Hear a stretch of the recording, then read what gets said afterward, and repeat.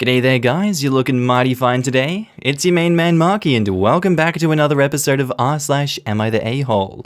Now if you love any of today's bloody good stories, I want you to sit back, relax, chuck a prawn on the barbie, and get ready to listen to them, and then tell me what you think of them down in the comments. Thank you.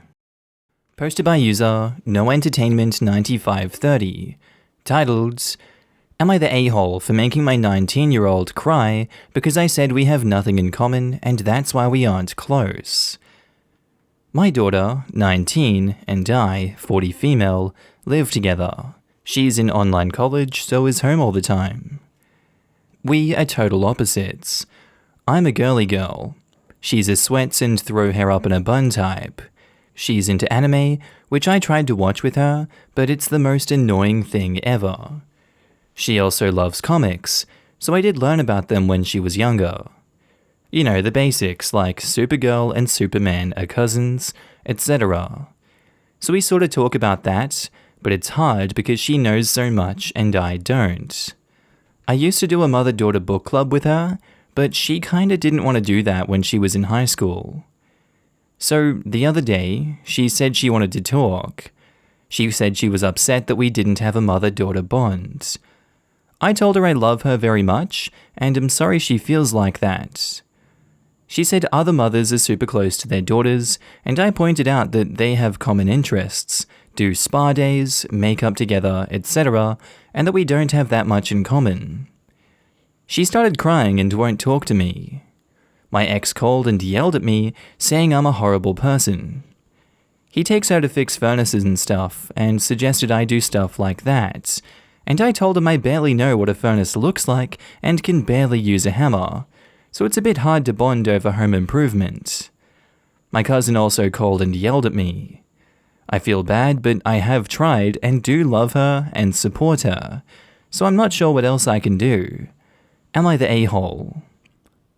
I think this is an unfortunate situation that spiraled out of control because of miscommunication on your end here, OP. I feel like you woefully misread the situation and reacted negatively to your daughter's concerns instead of addressing them and offering to help repair that in any way you could. It's not uncommon for kids, even grown-up ones, to take your opinions and interests deeply personally, and I have a good feeling that's what's going on here. She has a right to be upset at you here, even though you do have a good reason for not participating in things with her. Your job was to not prove her wrong and invalidate her. She wants sympathy, and you didn't give her that. I recommend you get together with her and work on repairing this sooner than later, and calling back all those people and telling them the situation from your point of view and what you're doing to fix it. This isn't the end of the world, but I do have to go for you're the a-hole here. Now in the comments, BeaverTales11 says, you're the a-hole. If you had followed up that you have nothing in common with, but let's work together to explore things we both like and do those things as mother-daughter, then my opinion may have been different, as in no a-holes here. If most of your activities aren't for her and vice versa, as you detailed above, there's a third option. That said, no one is forcing you to be close, but if that's something you both want, then it seems you have some work to do. Just my opinion. No one is forcing you to be close. I mean, she is her mum, so she does have an obligation as a parent to have a healthy bond with her daughter. Oh boy, people in this sub will hate this answer. Seems pretty on par with when a dad came here to say he wasn't close with his daughter because she was into girly girl stuff and he wasn't. He was told, she's your daughter, take an interest. Right? And it totally went over mum's head. Duh, I don't know how to use a hammer. That's not what he was implying, Susan. You're the a-hole. You're not the a-hole because you struggle to find things in common with your teenage daughter. You're the a-hole because your daughter desired something meaningful and relevant. She reached out to you and expressed herself maturely and respectfully, and you shot her down with a flimsy, and frankly lazy, excuse. Your child made herself vulnerable to you, and you dismissed her because she's boring to you. Not your exact words, I know, but I guarantee that's how it came across. Go back to your daughter and say something along the lines of, Our conversation threw me because we're interested in such different things. Let's find a way to make that work for us. Let's plan something around insert one of her interests here, then we'll try insert one of your interests. Make the effort as her mother. Don't be lazy about this. And Cheerily Terrified says, you're the a-hole. You seem to think it's an equal relationship and you find things you both like and bond over that. But you are her parent, so it's on you to find things that you both like or suck it up and get interested in things she loves. My mother is not that interested in most things I like, but she's always, mostly, acted interested in the things I like and interested in me and talking to me. And related to that, I'm also not sure why you think you need shared interests to be close. Why can't you and your daughter be close because you eat dinner together every day and talk about your lives and what you care about and are interested in? And OP has left an edit in the post. Edit, I finally got her to talk to me. I suggested some of the anime you guys recommended and said I was willing to try, and she loves the idea of it. I suggested I read up on anime and suggest ones we can try, and I guess we're going to read a graphic novel called Lock and Key, since she likes the show and I like the author.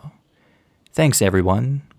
Also, she's going to let me try a modified Harley Quinn makeup look on her, one that you feasibly wear in public. Posted by user AmiTheA 2021, titled, Am I the a-hole for telling my dad not to bother with me because I'll be gone when I'm 18? So, my dad wasn't around when I, male 17, was a kid. Always working, and when he was around, he didn't do much with me. All school stuff, games, birthday parties were only my mum while he would just be at home. Then it came out he was cheating on my mum when I was 7. They split up, but I stayed with my mum. He never visited, or would say he is, and then not come. I pretty much forgot about him until my mum passed away a year ago, and my life has been crap ever since. Don't worry, I'm in therapy. I got an awesome therapist and talk to her every week online. The thing is, I was forced to come live with my dad. I wanted to go with my grandparents, but he wanted me to be here with his family, and grandparents pushed me into going with him. My dad is trying to act like he hasn't ignored me all these years. He married the co-worker he cheated with, and they had my little sister who's almost 2. Probably won't see her after this, but not like she'll remember me. My dad knows that I don't like him, and literally every day, he bugs me about doing stuff with him and his wife. I don't talk to them or do anything when they invite me. I make my own meals at different times so I don't sit with them at the table, go to school online, stay in my room, talk to friends, go to work or play with my sister, but never do anything with them. When I moved in, I told my dad this doesn't change anything with him, and I don't care if he decided to step up now that my mum's gone. I don't want to connect with him.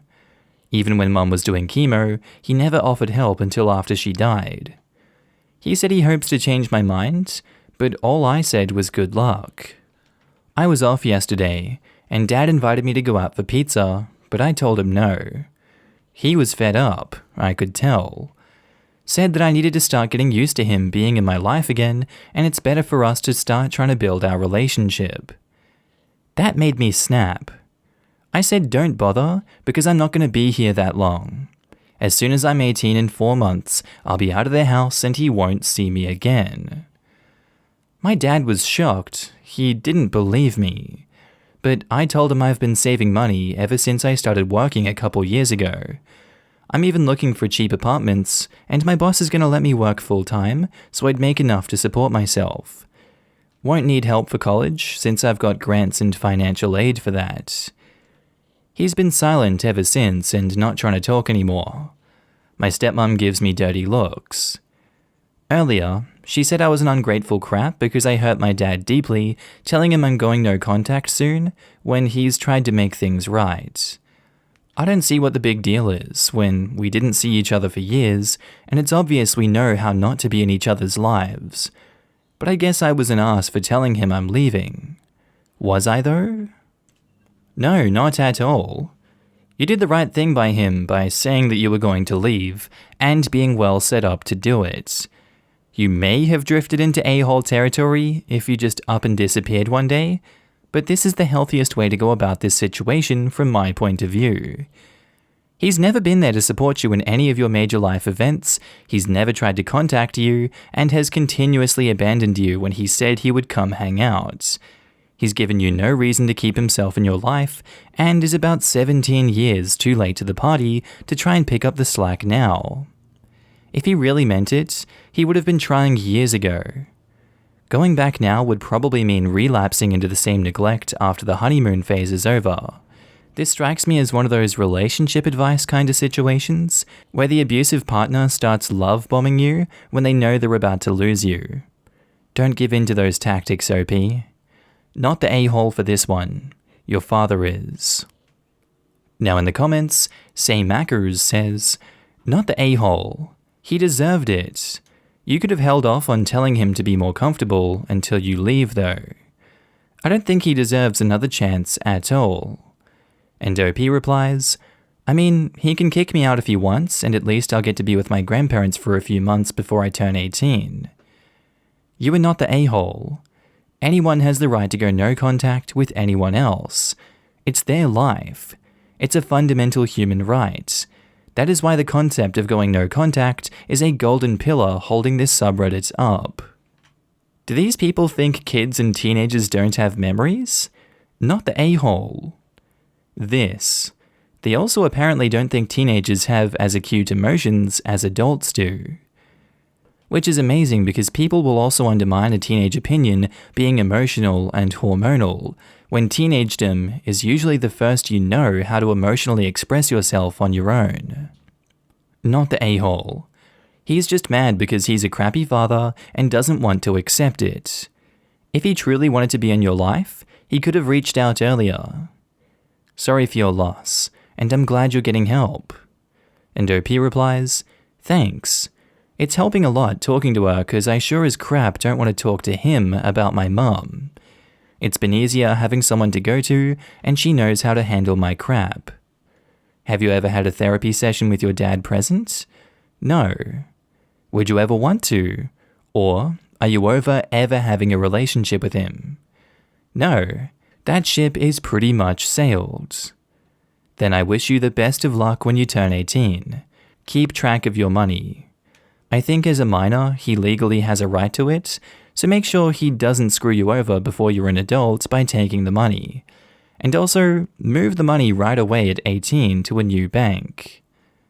The money was in Mum's account, and she transferred that to my grandparents before she got more sick. They've been holding on to it for me. Posted by user StatisticianThese252, titled, Am I the a-hole for paying more for my son's college tuition compared to my daughter's tuition? My son got into an amazing school with great career opportunities. He worked hard in high school, and his acceptance to the school was well deserved. The tuition and room and board comes to about $50,000 a year. It was higher than what we had anticipated, but decided we could contribute $25,000 a year and he could take loans out for the rest. My younger daughter is graduating soon and still hasn't picked a college yet. She never took school seriously and was pretty much a C student through all 4 years. The college she's looking at is about $20,000 a year. However, it's not very well known or even ranked. I do not feel like her going to this school would be more advantageous to her career compared to a community college, which would be significantly cheaper, at around $6,000 a year. I told her we would contribute $6,000 a year if she could take out loans for the rest. Else, we could also pay in full for community college for her first 2 years, and if she maintained above a 3.5 GPA, we would pay for whatever school she wanted to transfer to for her last 2 years. My daughter is angry with us, and says we're favoring her brother by paying so much more for his tuition compared to hers.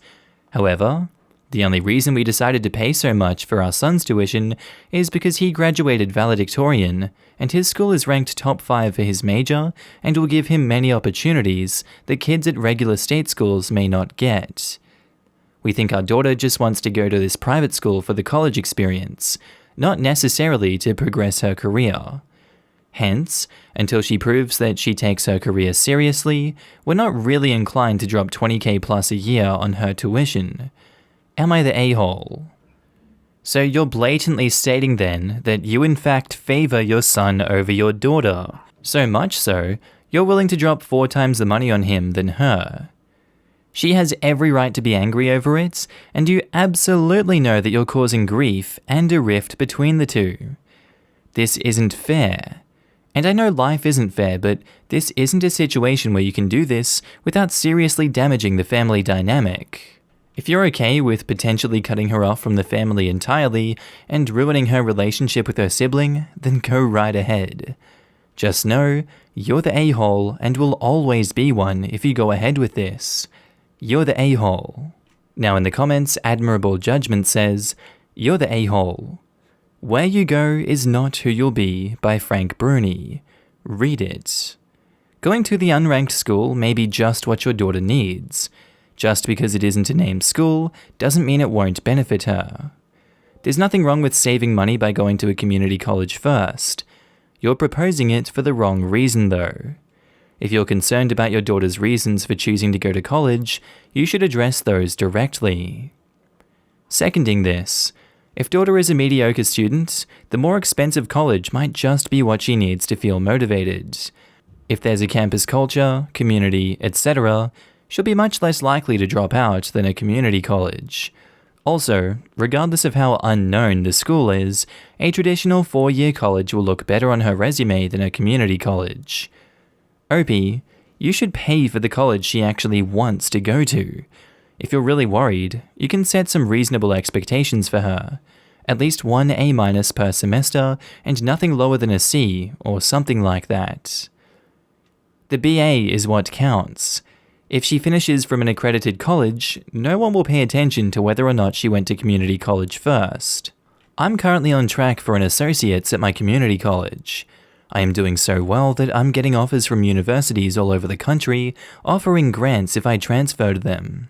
When I do transfer to the university associated with my community college, I have a real shot at a specific scholarship that exists to help honor students succeed in their 4-year school. Going to a community school first, let me be sure about my major without risk, has been cheap enough that financial aid covers the bulk of tuition, reduces the overall pressure on a first-time student, lets me prove I can excel so I get the good scholarships to the more expensive school, helped me get into the pace of college at my own speed, and got me some easy credits because expectations are lower, so when it gets harder, at least some of the basic classes are already covered. You're the a-hole. Favoritism blows. If you agreed to help both of them pay for school, you need to do just that. Applying conditions because one of them doesn't live up to your expectations, unless you set conditions when you discussed financing college for them, is flat out dictatorial. Am I missing where OP said that they'd agree to help both of them pay? I don't see anything in the post about that. I don't think it's favoritism. His daughter hasn't shown the discipline or the grades to justify the cash that she wants her parents to fork over. No, you're not missing anything. Please note that I said if they agreed to help them. I respect your opinion, but I still believe it's favoritism. Some people don't do well in high school, but go on to do very well in college. Since none of us have a crystal ball, we can't say whether or not his daughter will do better or worse. Denying her that opportunity, even though it may not happen, while putting out the funding for his son's school of choice, is still showing favoritism as I see it. Not to mention that I've seen quite a few people who did really well in high school absolutely crash and burn in college. High school success might be an indicator, but it is by no means a predictor of college, let alone career success. I'm going to say not the a-hole. Didn't think I would initially, but if your daughter is not a good student, it doesn't make sense to drop an insane amount of money on an education that she hasn't proven that she will take advantage of. I think your suggestion of a community college with an option to transfer if she maintains her grades is reasonable. My answer would have been very different if you had had 2 kids who worked hard, but chose to fund only one. Since that's not the case, I don't think you're an a-hole. She got in a 4-year college. You're acting like she dropped out of high school. It's not hard to get into a 4-year university, evident by the fact that 30% or so of freshmen drop out. Starting at community college is a very wise way to avoid wasting money, especially if you cruised through high school with C's. This, exactly. Getting into a university and getting into a good university are very different things.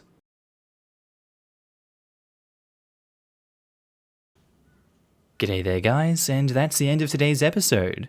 I do hope you enjoyed it and were entertained by today's bloody good content. As always, I want to do a quick shout out and a thank you to all my channel members and Patreon subscribers. Your beautiful faces and names will be up on screen right now. Haven't forgot about you guys, sorry I was taking a little break there. So yeah, if you see yourself, give yourself a pat on the back. If you want to be on this screen, there's links down to the description below where you can sign up and help support the channel and all future projects that I'm going to be doing on this one. With all that said, I hope you guys have an amazing day, night, sleep, whatever you're up to. I'll see you in the next episode, and I do hope you enjoy it.